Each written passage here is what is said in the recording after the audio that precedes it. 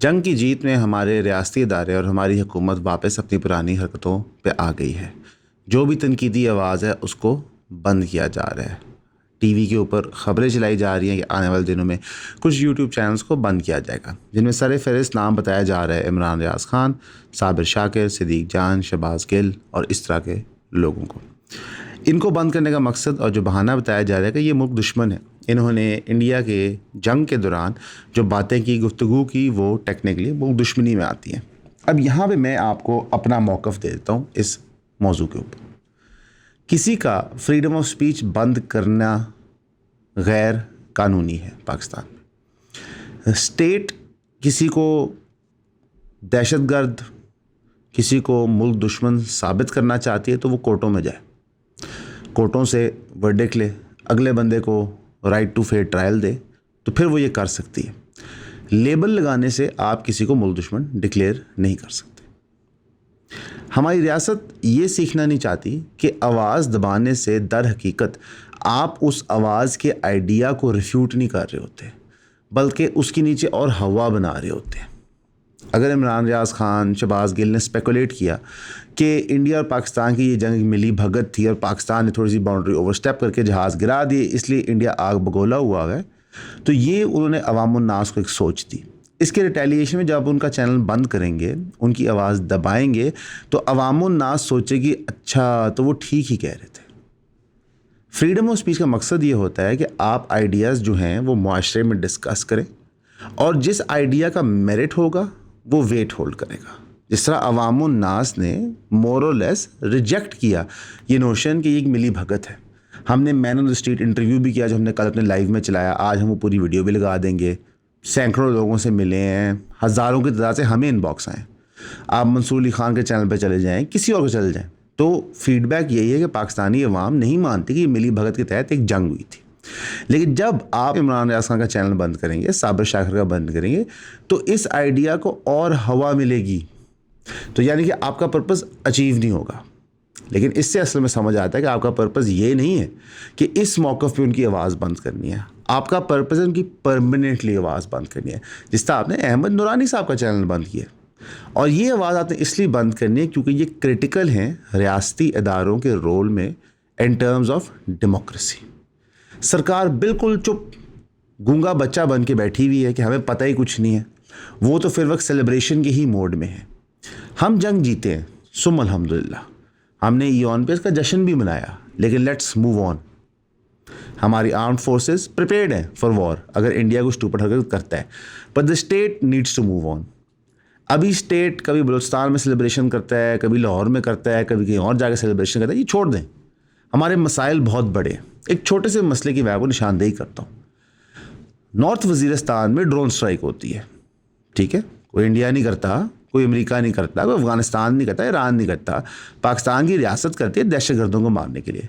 उसके अंदर 4 मासूम बच्चे शहीद हो जाते हैं, उनके लवाहिकीन लाशें लेके बैठे हुए हैं।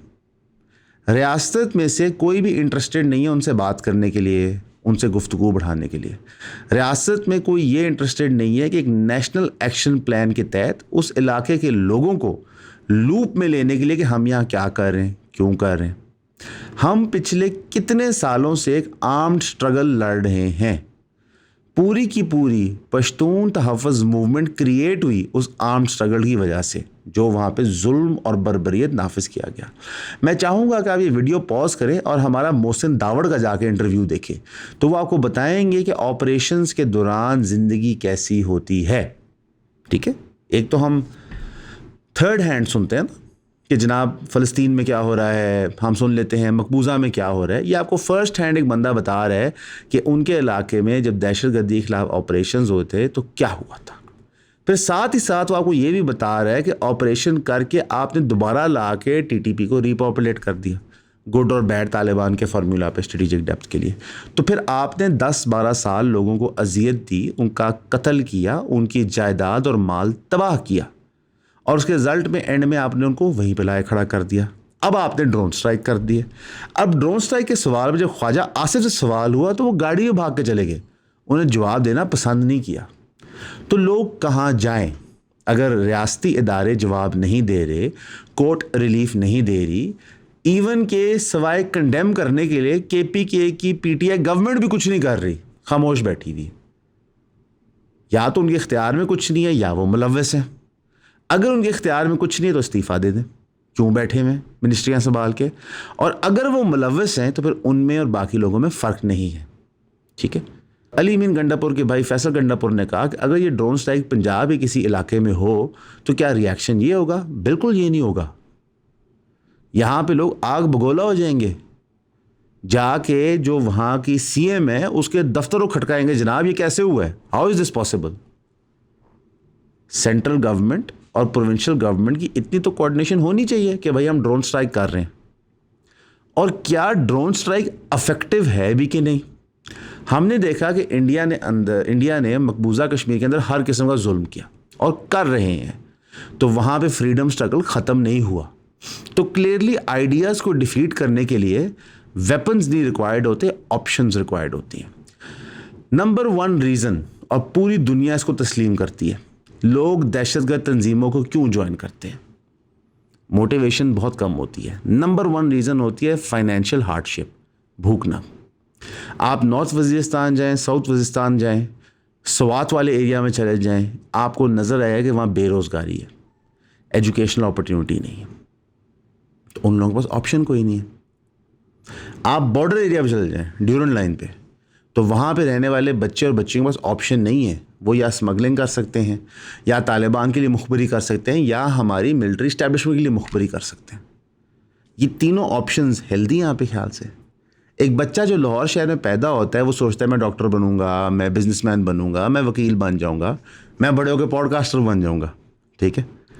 लेकिन जो बच्चा इस वक्त ड्यूरन लाइन के आगे पीछे केपीके और बलूचिस्तान के अंदर है, वो क्या सोचता है? तो ये भी तो मुसलमान है, ये भी तो पाकिस्तानी है, और कोई इनकी ओनरशिप लेने को तैयार नहीं है। अब जो बात है ना वो इससे बहुत आगे जा चुकी है कि ड्रग्स बुरी चीज है या ड्रग्स नहीं करने चाहिए। अब बहस इस मौजू पे होती है कि कौन से ड्रग्स करने चाहिए और कौन से ड्रग्स नहीं करने चाहिए। एक सीरीज है, इंग्लिश सीरीज है, जो कि उसका नाम है ब्रेकिंग बैड। वर्ल्ड मैप पे ये ड्रग जो है उस सीजन के बाद से आई। When it comes to heroin, तो ये शायद सिनेरियो अब भी यही ट्रू है कि there are a few big guns and then वो spread out करते हैं and वो आपकी streets में आता है पूरे लाहौर के अंदर। I don't know who these mafias are. They are stronger than the government maybe.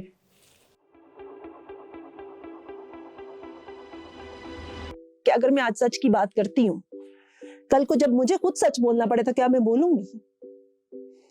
क्या मैं इतनी सच्ची हूं कि मैं अपने सच का नुकसान बर्दाश्त करूं? बाकी पीटीआई ने अब क्लेम किया कि कोई डील नहीं हो रही इमरान खान साहब के साथ, ये सब नॉनसेंस था, रबिश था, वो सारे रूमर्स वापस हो गए। हमने आपको उस दिन भी जब रिपोर्ट किया था तो बताया था कि ये कहानियां भी हो सकती हैं, कोई पता नहीं होता, ये उतार चढ़ाव सियासत में होते रहते हैं। लेकिन मैं यहाँ पे क्लियर पैगाम नून लीग को, पीपल्स पार्टी को, हमारी इस्टेब्लिशमेंट को देना चाहूँगा, आपकी मकबूलियत में इजाफा नहीं हुआ।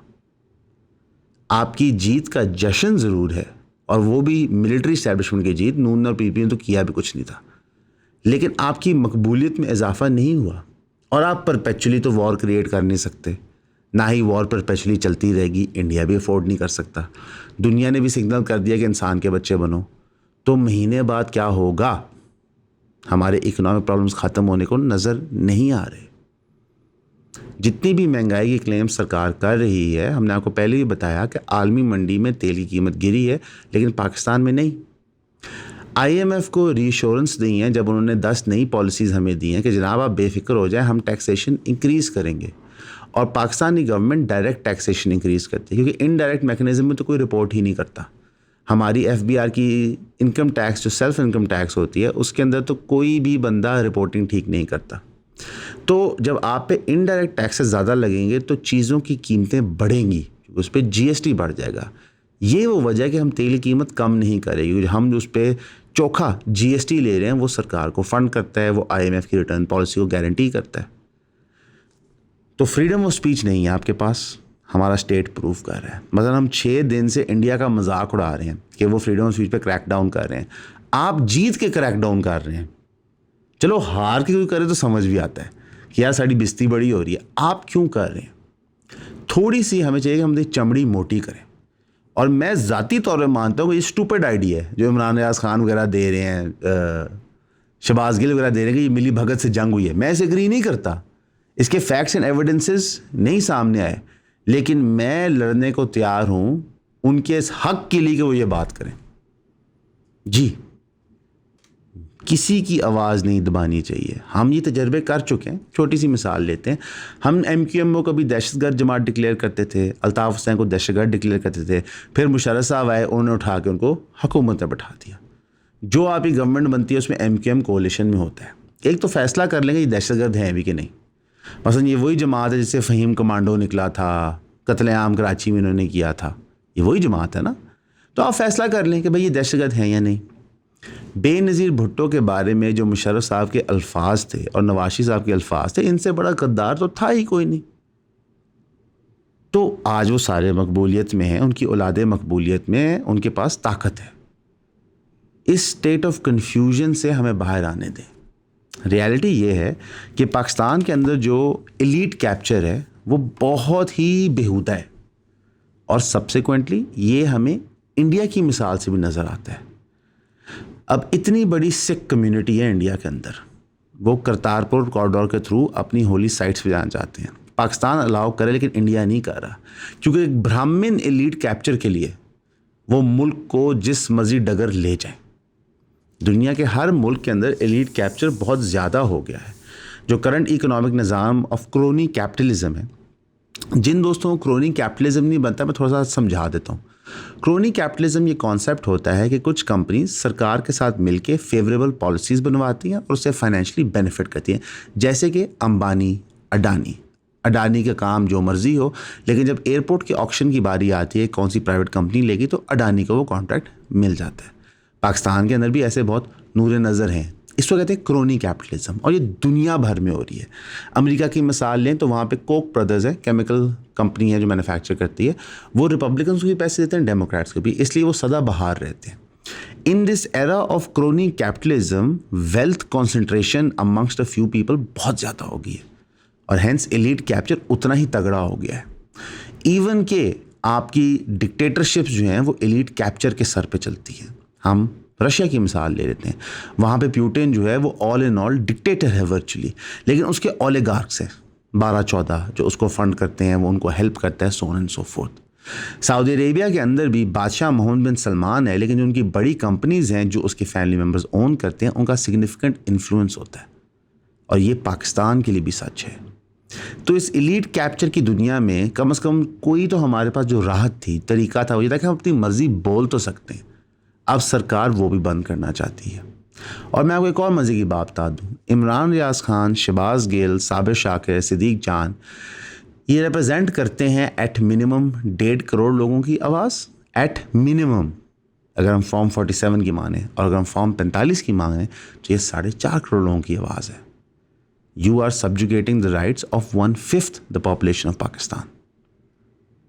हम किस मुंह से अभी दुनिया भर में जाके जब लड़ेंगे इंडिया से, शशि थरूर से, असदुद्दीन अवैसी से, किस मुंह से लड़ेंगे? हम कैसे उनको टॉक्स देंगे फ्रीडम ऑफ स्पीच पे जब हम अपने लोगों की ये रिस्पेक्ट नहीं करते?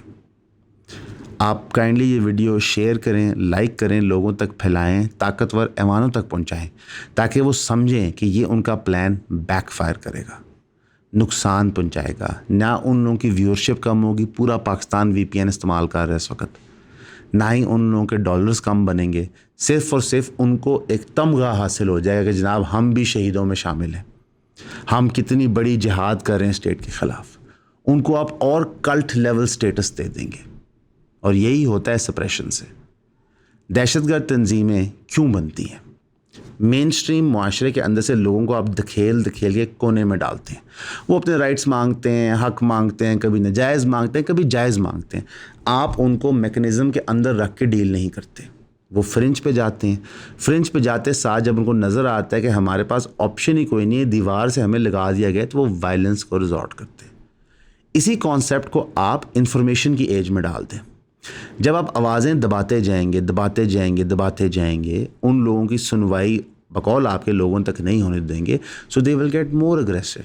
तो अगर वो अभी डैमेज कर रहे हैं तो कल को तो फिर आपके लॉजिक पे वो महा डैमेज करेंगे। लेकिन रियलिटी ये नहीं कि वो डैमेज कर रहे हैं, रियलिटी ये है कि आपको अपनी तनकीद नहीं पसंद, क्योंकि आपने देखा कि पाकिस्तानी अवाम और इंटरनेट ने रिएक्ट किया इस कंस्पिरेसी थ्योरी को कि ये मिली भगत की जंग है। लेकिन ये रिएक्शन अवाम और इंटरनेट का नहीं आता जब वो तनकीद करते हैं शहबाज शरीफ की पोर परफॉर्मेंस पे, मरीम नवाज़ की पोर परफॉर्मेंस पे, SIFC के फेलियर्स पे। वहाँ पे सारी अवाम कहते हैं हाँ आप ठीक बात कर रहे हैं। इससे एक और चीज़ भी नज़र आती है, और मैं अक्सर दोस्तों को कहता हूँ कि अब ना उम्मीद ना हो, पाकिस्तान की अवाम जाग चुकी है, उनकी अकल होशो आवाज़ काम कर रहे हैं। वो इतने काम कर रहे हैं कि इस जंग के समा के दौरान उन्होंने पाकिस्तानी मीडिया भी देखा, मेन स्ट्रीम यूट्यूबर्स भी देखे, इंडियन मेन स्ट्रीम मीडिया देखा, यूट्यूब देखा, फिर उन्होंने कंक्लूजन ड्रॉ किया। और यही इंटेलिजेंस हमें इलेक्शन के टाइम में पता चली जब उन्होंने खुद ढूंढ के पता किया कि उनका कैंडिडेट का सिंबल क्या है। इस जागी हुई अवाम का टिकिंग टाइम बॉम्ब का काउंटडाउन शुरू हो गया। बेहतर यह है कि कोई इसका डेमोक्रेटिक हल निकाला जाए, क्योंकि अगर आप इसका डिक्टेटोरियल या ऑटोक्रेटिक हल निकालेंगे उसके कॉन्सिक्वेंसेस पाकिस्तान में फील होंगे। रिसेंटली एक वीडियो इंडिया ने रिलीज़ की जहाँ पे पूरे के पूरे जाफ़र एक्सप्रेस के हमले की जो प्लानिंग BLA कर रहा था उसको उन्होंने फिल्माया था, तो उन्होंने वो शो करवाई। इससे ज़्यादा क्या बड़ा सबूत हो सकता है कि इंडिया दहशतगर्द तंजीमों को सपोर्ट करता है। एहसानुल्लाह एहसान जो दहशतगर्द बताया जाता है पाकिस्तानी गवर्नमेंट के बकौल रिस्पॉन्सिबल था APS के हमले के लिए, वो इंडियन अखबार में आर्टिकल लिख रहा है जहाँ पे वो बता रहा है कि 2 और दहशतगर्दी के हमले बकौल उसके पाकिस्तान की इंतज़ामिया ने करवाने हैं मकबूजा कश्मीर में। मैं इंडिया भी खुल के सामने आ गया, नंगा हो गया, तो आपको कपड़े उतारने की ज़रूरत नहीं है, क्योंकि इस जंग में असली जीत पाकिस्तान की ये नहीं थी कि उन्होंने जहाज़ गिरा दिए। असली ये जीत थी कि पाकिस्तान ने पहल नहीं की और दुनिया के सामने इंडिया को नंगा किया। तो बराए मेहरबानी जो ये इज़्ज़त आई हुई है इसको मत गवाएं, फ्रीडम ऑफ स्पीच को मत दबाएं। ईऑन के ऊपर हम हर बंदे की फ्रीडम ऑफ स्पीच के लिए लड़ने तक एंड तक जाएंगे, बेशक हम उनसे 100 इख्तलाफ करते हों। और इसमें तो आप लोगों को कोई शक नहीं है कि हम इख्तलाफ करते थे, करते हैं और करते रहेंगे जब हमें लगेगा कोई ऐसी बात कर रहा है जो इनकरेक्ट है। बाकी हमारे लिए दुआ कीजिएगा कि रियासती इदारों को अकल आए, दुआ कीजिएगा कि रियासत पाकिस्तान का फ़ायदा हो। इंशाल्लाह ये हमारा आज दिन का पहला वीलॉग है। आज का दूसरा वीलॉग शाम 8 बजे लगेगा और उस पर हम आपको इंशाल्लाह फ़लस्तीन के अपडेट्स देंगे। हमेशा की तरह आपका सुनने का शुक्रिया।